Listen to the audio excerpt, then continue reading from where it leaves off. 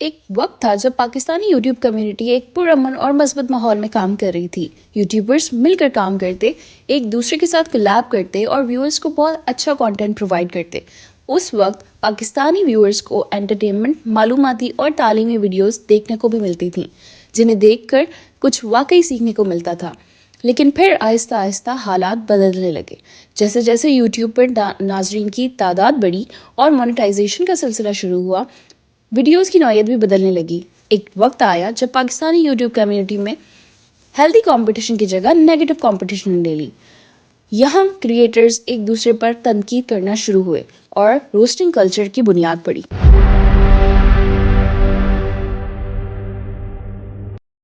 السلام علیکم and hello everyone, welcome back to my YouTube channel. I am Shabana Nisar and I'm here with another episode of Mentopedia Foundation, which is related to the social issue that currently prevailed. سو ہم بات کریں گے YouTube پر roasting کا trend اور آج کل کے جو ڈرامے ہمیں دیکھنے کو ملتے ہیں ان دا یوٹیوب کمیونٹی. یوٹیوب پر روسٹنگ کا ٹرینڈ سب سے پہلے مغربی دنیا میں شروع ہوا، جہاں بڑے یوٹیوبرز نے ایک دوسرے کے کام کو تنقید کرنا شروع کیا، ایک دوسرے کا مذاق اڑانا شروع کیا، ایک دوسرے کی خامیاں دکھانا شروع کی. اور پھر ہم نے یہ سیم کلچر دیکھنے کو ملا انڈیا میں، like CarryMinati. You must have known the CarryMinati and کس طرح سے وہ روسٹ کرتا ہے اپنے ڈفرینٹ یوٹیوبرز کو. سرپرائزنگلی ہمیں پاکستان میں بھی اسی طرح کا کانٹینٹ دیکھنے کو ملا، اور سب سے زیادہ مقبول ہونے والے روسٹر میں ڈکی بھائی کا نام سب سے پہلے آتا ہے. ڈکی بھائی نے کئی یوٹیوبرز پر روسٹ ویڈیوز بنائی، جن میں مزاحیہ اور طنزیہ اور ساری گندی باتیں، انہوں نے جو بھی بولنا تھا، انہوں نے جو بھی خامی نکالنی تھی، انہوں نے اس ٹائم پہ اپنے پورے ٹائم پہ اس ٹرینڈ کو فالو کیا. کچھ لوگوں نے ان کی ویڈیوز کو انٹرٹینمنٹ سمجھا، جبکہ کچھ کے خیال میں یہ حد سے زیادہ ذاتی حملے یعنی کہ کسی کی تنقید کرنے میں شمار ہوتا. روسٹنگ کلچر کے بڑھنے کے ساتھ پاکستانی یوٹیوب کمیونٹی میں تلخی بھی بڑھی. بہت سے کریٹرز کے درمیان ذاتی جھگڑے شروع ہو گئے، اور کچھ کیسز میں یہ تنازعات یوٹیوب سے باہر حقیقی زندگی میں بھی پہنچ گئے. کچھ کریٹرز کا ماننا یہ تھا کہ روسٹنگ ایک جائز تفریحی سرگرمی ہے، یعنی کہ وہ سرگرمی، وہ ایکٹیویٹی جو کہ کسی کو پرائیویٹلی ڈیمیج نہیں کرتی یا سیبوٹیج نہیں کرتی، جبکہ کچھ خیال میں یہ حد سے زیادہ پرائیویٹ پرسنالٹی کو سیبوٹیج کرنا ہے، یا کہ اس کو بلنگ کرنا بھی آپ بول سکتے ہیں. شروع میں روسٹنگ صرف ایک انٹرٹینمنٹ کی صورت میں دیکھی گئی، لیکن آہستہ آہستہ یہ ایک خطرناک شکل اختیار کرنے لگی. یوٹیوبرز نے ایک دوسرے کے کیریئر پر اثر ڈالنا شروع کیے. کچھ یوٹیوبرز پر لگنے والے الزامات اتنے سنگین تھے کہ ان کی ریپوٹیشن بھی خراب ہوئی. یہاں تک کہ کچھ یوٹیوبرز کی ذاتی زندگی کو بھی نشانہ بنایا گیا، ان کے خاندانوں کے بارے میں باتیں کی گئی، ان کے رشتہ داروں کو تنقید کا نشانہ بنایا گیا، اور ان کی پرائیویٹ معلومات لیک کرنے کی کوشش کی گئی. اب ہم آ جاتے ہیں کہ کرنٹلی کیا سچویشن پریویل کرتی ہے. حال ہی میں پاکستان یوٹیوب پر ایک نیا تنازع سامنے آیا، جس میں ڈکی بھائی، رجب اور نانی والا، you must have known all of them, ان جیسے مشہور یوٹیوبرز پر یہ الزام لگایا گیا کہ وہ نوجوانوں کو آن لائن کمائی کے جھوٹے خواب دکھا کر مہنگے کورسز فروخت کر رہے ہیں. بہت ایک چھوٹی سی اماؤنٹ کے اندر آپ کی اس چھوٹی سی اماؤنٹ سے کروڑپتی نہیں بن جانا، کیونکہ ہم پہلے ہی کروڑپتی ہیں. ٹھیک ہے، اب آپ کو بنانے کا ٹائم ہے. ٹھیک ہے، تو یہ کورسز ہزاروں روپے میں بیچے گئے، لیکن خریداروں کا کہنا تھا کہ ان میں وہی عام معلومات شامل تھیں جو پہلے سے یوٹیوب پر فری موجود ہیں. آپ بتاؤ نا کیسے ڈھونڈیں گے. نیکسٹ کلاس پہ چلتے ہیں، ٹک ٹاک پروڈکٹ ریسرچ پہ جاتے ہیں اب ہم. یہ بہت ہی زیادہ بیسک اور الٹ پلٹ نالج دے رہا ہے یہ آپ لوگوں کو. یہ آپ کے سامنے ہے سارا کچھ. میں نے صرف اس لیے بائی کیا تاکہ آپ کو ایک آنسٹ ریویو دیا جا سکے. ابھی تک کوئی بھی ایک ایسی نئی بات مجھے نہیں پتا چلی جو کہ مطلب بڑی نا دھماکے دار ہو یا بڑی فائدے مند ہو. اس معاملے پر کئی یوٹیوبرز نے ایکسپوز ویڈیوز بنائی، جس سے مزید تنازعات بڑھتے گئے. کورس سیلنگ کے اس پورے اسکینڈل میں سب سے زیادہ کون سے سوال دیکھے گئے؟ کیا واقعی یہ کورس نوجوانوں کو فائدہ دے رہا تھا، یا یہ جسٹ محض پیسے کمانے کا ایک ذریعہ تھا؟ کیا یوٹیوبرز کو اپنی ریپوٹیشن کا استعمال کرتے ہوئے مہنگے کورسز فروخت کرنے چاہیے؟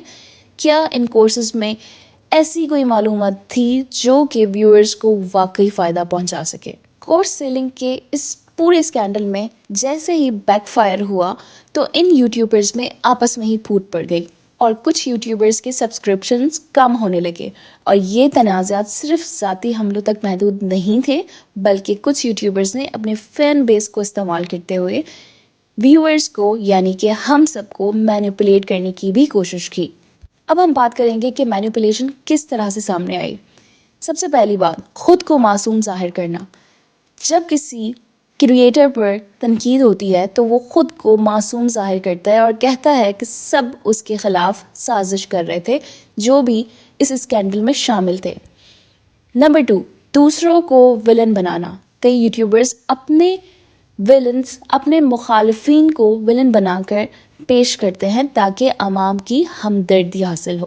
تھرڈ از ڈرامہ کریٹ کرنا۔ خود یوٹیوبرز جان بوجھ کر جھگڑے اور تنازعات اور یہ سارے پرینک کلچر استعمال کر کے یوٹیوبرز ویورز کا فائدہ اٹھاتے ہیں۔ تو ہاں بھائی، کریں بات اس سال کے سب سے بڑے اسکیم کی which is launched by your favorite YouTubers. ایسے یوٹیوبر تو نہیں، فیملی بزنس مین چکے ہیں۔ تو ڈکی بھائی یہ ساری سچویشن دیکھ کیسا لگ رہا ہے؟ کیا حال ہے بھائی؟ ٹھیک؟ ہاں آل گڈ۔ ایسا کیا لگنا ہے یار، مطلب life is all about up and down. اور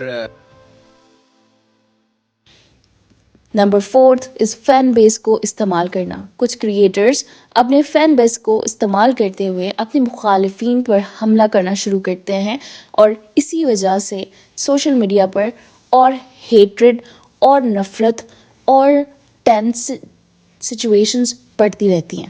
اب ہم آج کے سوال کی طرف آتے ہیں کہ کیا آج ہر ویور کے ذہن میں یہ آ رہا ہے کہ پاکستانی کمیونٹی، یوٹیوب کی ساری کمیونٹی واقعی ایک مثبت اور تخلیقی کمیونٹی بن رہی ہے، یا پھر ہم صرف جھگڑوں اور تنازعات اور پرینک کلچر اور روسٹنگ کلچر کا شکار ہوتے جا رہے ہیں؟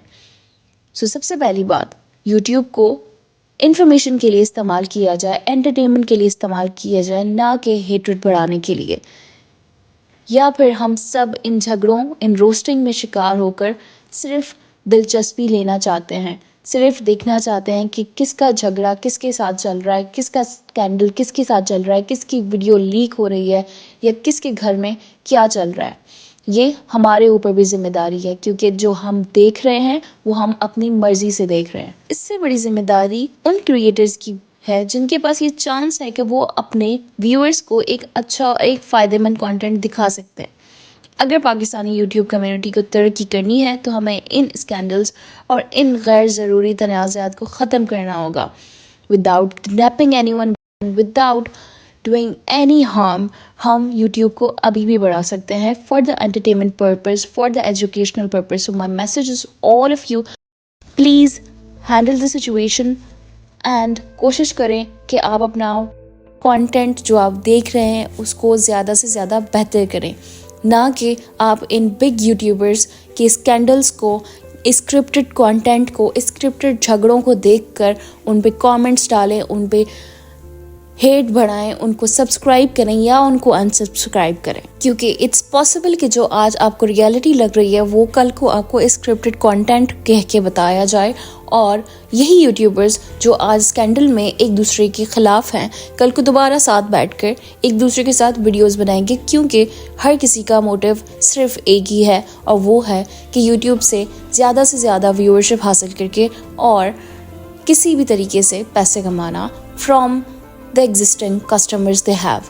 So please stay away from such scandals and stay blessed. Allah Hafiz.